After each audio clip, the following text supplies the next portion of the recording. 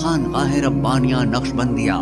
روحانی معالج پیر مفتی احسن محمود نقشبندی صاحب۔ اب دیکھیے جیسے میں نے کیا، اب یہ عبادت ہے، نماز عبادت ہے، روزہ عبادت ہے، زکات عبادت ہے، حج عبادت، یہ باتیں کرنی ہے۔ جس طرح اللہ تبارک و تعالیٰ نے انتظام مقرر کیا ہے، نماز پہ اجر و ثواب کا وعدہ، زکات پہ اجر و ثواب کا وعدہ، حج پہ اجر و ثواب کا وعدہ، قرآن کی تلاوت پہ اجر و ثواب کا وعدہ، اس طرح دروش پڑھنے پہ اجر و ثواب کا وعدہ۔ کیا فرمایا جو ایک دفعہ حضور پاک صلی اللہ علیہ وسلم کی ذات پہ درود پڑھتا ہے، فرمایا 10 نیکیاں ملتی ہیں، 10 رحمتیں نازل ہوتی ہیں، 10 گناہ معاف کر دیے جاتے ہیں۔ اور پھر فرمایا ایک دفعہ حضرت عبد الرحمن بن عوف فرماتے ہیں رضی اللہ تعالیٰ عنہ، میں حضور پاک صلی اللہ علیہ وسلم کے ساتھ جا رہا تھا، آپ صلی اللہ علیہ وسلم ایک بات کے پاس گزرے تو فوراً سجدے میں گر گئے، کافی دیر لمبا سجدہ فرمایا، جب سجدے سے اٹھے تو آپ کے چہرہ خوشی سے چمک رہا تھا، خوشی سے چمک رہا تھا۔ میں نے پوچھا حضور آج آپ نے ایسے بن کیا کہ اس سے پہلے نہیں دیکھا، یہ کیا وجہ ہے؟ آپ نے فرمایا جبریل امین نے آ کے مجھے پیغام دیا، حضور جب آپ محمدی آپ پر دروش بھی پڑے گا، اللہ اس امتی کے اوپر رحمتیں نازل کریں گے، اس خوشی میں میں سجدے میں چلا گیا، اس خوشی میں میں سجدے میں چلا گیا۔ اس لیے اللہ تبارک و تعالیٰ اس کے اجر و ثواب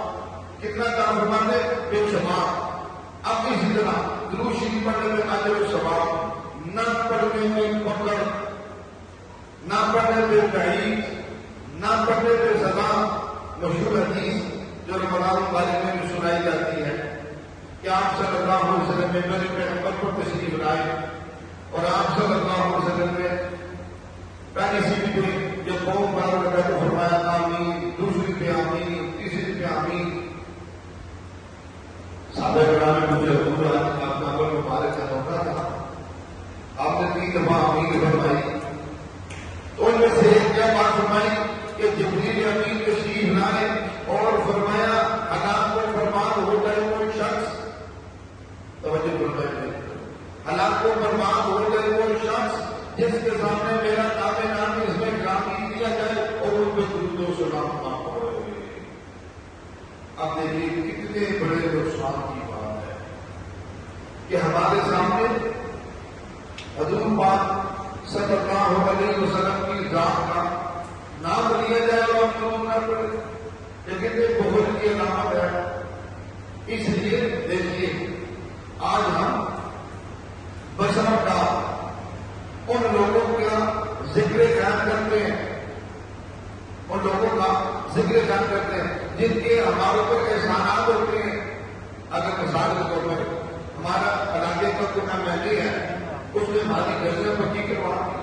ہمیں گیس پہنچا دی، ہم تک بجلی پہنچا دی، ہم تک بنیادی سہولتیں پہنچا دی، ہم لوگوں کو ذکر کرتے ہیں فلاں صاحب تو کمال آدمی ہے، اس نے اپنے دور میں ہماری سڑکوں کو پکا کروایا، اس نے ہمارے اپنے دور کے اندر ہمیں بجلی لگوا کے دی، اس نے ہم تک گیس پہنچانے میں چھوا دی، اس نے یہ کر دیا، اس نے وہ کر دیا۔ ہم کتنے ذکر کرتے ہیں اس کے جو حکومت کام کروا کے گئے اس کا تذکرہ خیر کرتے رہتے ہیں، جب ہم کو واقعی اس کو گالیاں دیتے رہتے ہیں، کوئی نظر کرتے رہتے ہیں۔ لیکن اب حضور پاک صلی اللہ علیہ وسلم کے ہم پر اتنے احسانات ہیں، اس لیے بہت فرمائی حالات کو برباد ہو جائے وہ شخص کہ اب آپ کا نامی نامی آئے اور یہ دروش ہی نہ پڑے، اس کی کہنے ضرورت ہوگی، اس کی زبان ہوگی، جس کے نام حضور کے احسانات نہیں ہے، لیکن جو دروش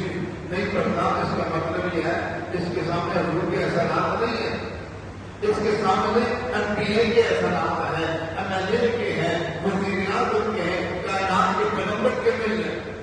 اس سے بڑی بربادی کیا ہو سکتی ہے؟ اس لیے آپ صلی اللہ علیہ وسلم نے فرمایا یہ حالات کو برباد ہو جائے گا۔ ہمارے ہاں جادو، جنات،